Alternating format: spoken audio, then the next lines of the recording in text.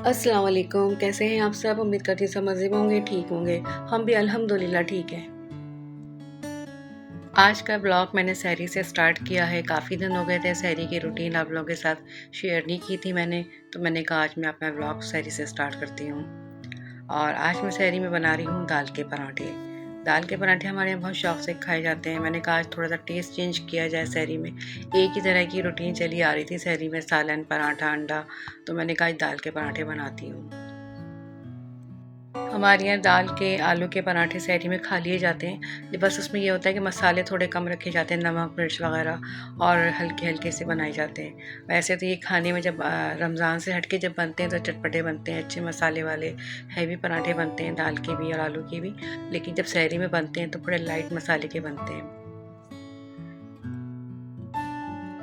रायता, चटनी कुछ भी नहीं बनाऊँगी साथ में, सिंपल अचार के साथ बस ये खाए जाते हैं सहरी में, और चाय होती है। और क्योंकि चाय हम लोग मस्ट है, चाय के बगैर तो हमारी सहरी या नाश्ता होता नहीं है, तो इसलिए फिर हम लोग ना चाय जब इस्तेमाल करते हैं तो उसके साथ फिर दही की कोई चीज़ नहीं रखते, जैसे कि रायता है। हाँ, चटनी भी नहीं खाई जाती है, बस अचार रख लेती हूँ मैं, तो अचार से खा ली जाती हैं और फिर साथ में चाय चलती है। अब तो हमारी सहरी भी 2-3 ही रह गई हैं, और देखिए कब की ईद होती है, बुध की होती है, जुमेरात की होती है, और बस गुज़र गए हमारे रमज़ान, पता भी नहीं लगा। और अब हम वही अपनी पुरानी रूटीन पे ही आ जाएँगे। रमज़ान की रूटीन ज़रा हट के होती है और मुझे तो बहुत ही अच्छी लगती है रमज़ान की रूटीन।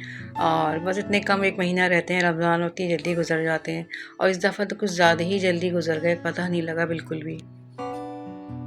आप लोग बताएँ, आप लोगों के कैसे गुज़र रहा है रमज़ान, और ईद की तैयारियाँ हो गई हैं आप लोगों की? अब तो बिल्कुल ही एंड चल रहा है रमज़ान का, यकीनन आप सबकी तैयारियाँ हो गई होंगी, और कैसी-कैसी तैयारियाँ हुई आप लोगों की? और आज बाज़ारों में देखें कितना रश है ना। अभी मैं गई थी तो मैं तो खैर सारी शॉपिंग कर लेती हूँ इससे पहले, रमज़ान से पहले ही, लेकिन मुझे 1-2 काम के लिए भी जाना पड़ा बाज़ार, इतना रश था। आप यकीन करें, मैं जो चीज़ लेने गई थी ना, बगैर लिए वापस आ गई हूँ। मुझसे रश में बिल्कुल भी शॉपिंग नहीं होती, घबराहट होने लगती है, इतना रश था बाज़ार में।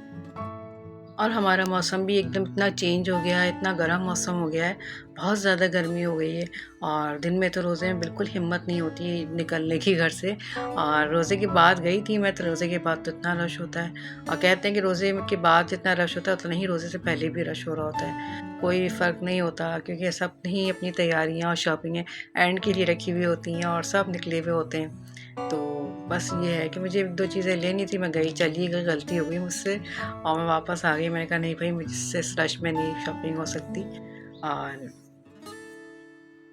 ये जब से ऑनलाइन शॉपिंग की आदत हुई है ना, कोरोना के बाद से जो हम लोगों ने ऑनलाइन शॉपिंग करना शुरू की है, तो बाज़ार जाने का तो बिल्कुल भी मतलब आदत ख़त्म हो गई है, और रश का तो तसव्वुर ही नहीं कर सकते हैं। इतनी हम लोग की ना आदत ख़राब हो गई है ऑनलाइन शॉपिंग कर के, कि बाज़ार हम बिल्कुल जाते ही नहीं हैं। बिलफ़र्ज़ कभी जाना पड़ भी जाए किसी मजबूरी के तहत, तो हम वाक़ई रश में बिल्कुल मुझसे शॉपिंग नहीं होती है। वो है बहुत से लोग जो रश में भी शॉपिंग अपनी करके आ जाते हैं, और अच्छी शॉपिंग करके आ जाते हैं, लेकिन मुझसे बिल्कुल नहीं होती है। सेल लगती है, लोग का पता लगता है लोगों को, लोग जाते हैं, और जब सेल लगी होती है शुरू में तो बहुत ज़्यादा ही हर शॉप पर रश होता है, और मैं देखती हूँ ख़वातीन अंदर घुस के आराम से शॉपिंग कर रही होती हैं, और मैं बाहर खड़े होकर देख रही होती हूँ कि मैं कब रश कम कम हो, मैं अंदर जाऊँ। मुझसे बिल्कुल भी नहीं होती रश में शॉपिंग।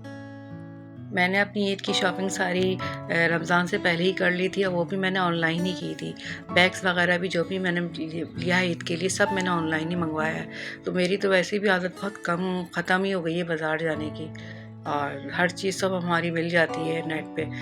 बस सर्च करें और मँगवा लें, ऑर्डर करें और मँगवा लें, ये हर चीज़ मिल जाती है। तो वही तो हम लोग की आदत जो है ख़त्म ही हो गई है बाज़ार जाने की बिल्कुल भी। मेरे ख़्याल से आप लोगों को भी साथ यही होगा, हर कोई अब तो हर बंदा ऑनलाइन ही शॉपिंग कर रहा होता है, क्योंकि हर चीज़ मिल जाती है नेट पे। शायरी से फ़ारिग हो के फिर वही रूटीन की तरह हमने अपना किचन समेटा सारा। किचन समेट के नमाज़ पढ़ के फिर मैं सो गई थी, और फिर जब हेल्पर आई थी तो मैं उठी थी, उनसे काम वाम करवा लिया था। आज हम लोगों ने जाना था ग्रॉसरी के लिए, और वही मैं सोच रही थी इतनी गर्मी है, मौसम ऐसा हो रहा है, और जाना भी ज़रूरी था हम लोगों को। बस फिर हम लोग हेल्पर के जाने के बाद नमाज़ वमाज़ पढ़ के ज़ोहर की ग्रॉसरी के लिए निकल गए थे।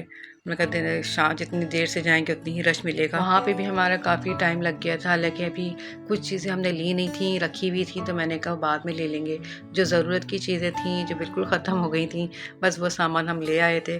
और महंगाई देखें ना कितनी बढ़ती जा रही है, और ईद जब जैसे ईद करीब आ रही है, हर चीज़ के प्राइस सब ने अपनी मर्ज़ी के बढ़ाए हुए, चाहे वो सब्ज़ी हो, गोश्त हो, फल हो। बस वही चीज़ें हमने ले ली थी जिनकी बहुत ज़्यादा ज़रूरत थी, ये बिल्कुल ख़त्म हो गई थी। बस वो सामान हम लेकर आ गए थे। इतने से सामान में ही हम लोग को इतना टाइम लग गया था, काफ़ी रश था, इतना रश था। वही बात कि अब दिन ही कितने रह गए ईद के, ज़ाहिर है, और सब अपनी छुट्टियों के हिसाब से काम करते हैं। तो बस ये कि टाइम तो लगा हमें और काफ़ी रश भी मिला, लेकिन ये कि अल्लाह का शुक्र है सारा सामान हम लेकर ही आए। बस घर आके मैंने ये सारा सामान फ़ौरन ही समेट लिया था।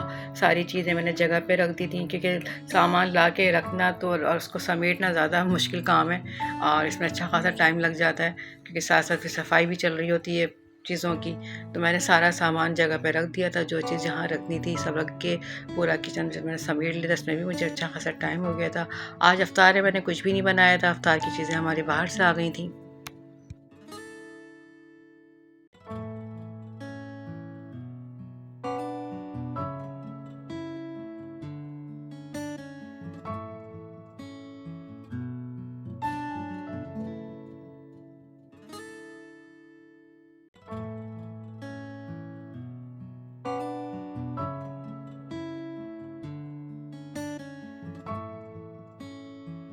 आज की मेरी छोटी सी वीडियो शेयरिंग आप लोगों को पसंद आए तो मेरी वीडियो को लाइक और शेयर कर दीजिएगा, और मेरी वीडियो को अपने रिश्तेदारों में, दोस्तों में ज़रूर शेयर कर दिया करें।